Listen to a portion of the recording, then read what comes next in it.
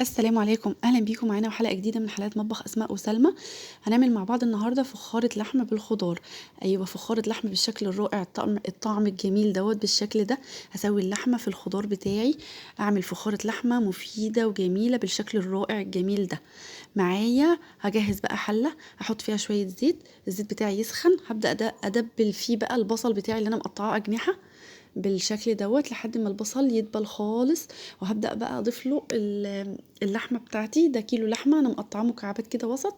هبدأ بقى اشوح الحاجات دي كلها ببعض كده واضيف لهم التوابل. ايوه، اللحمه بتاعتي الغنيه بالزنك والحديد وفيتامين بي 3 وبي 6.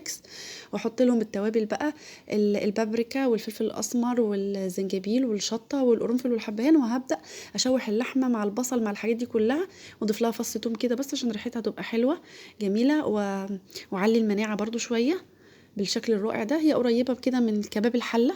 احط لها شويه ميه، اغطي بس الميه كده تغطي اللحمه بحيث ان هي تستوي وتدوب شويه، انا عايزاها دايبه دوب.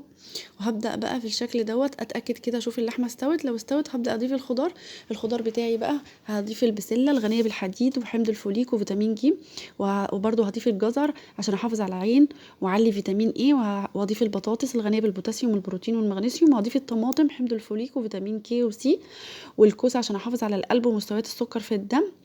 الله، فخاره بقى جميله.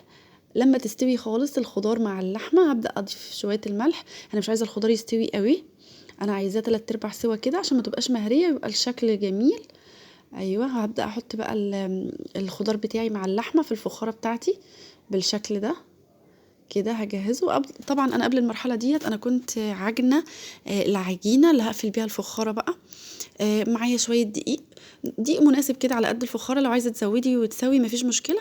ضفت له سمسم وحبه البركه، وحطيت معلقه خميره وشويه زيت وشويه سكر وشويه ملح صغيرين معلقه، وحطيت الميه المناسبه. ولو في زبادي ممكن تضيفي معلقتين، مفيش عادي، ممكن الحال يمشي كده.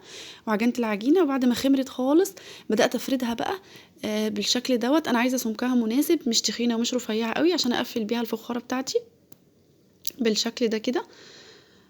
فردتها، هبدأ بقى احطها على الفخارة واقفل كل الجوانب، وبسكينة اساوي الاطراف عشان ميبقاش فيه طرف كبير وطرف صغير. وهضيف لها شوية حبة البركة وشوية سمسم بالشكل ودخلتها بقى.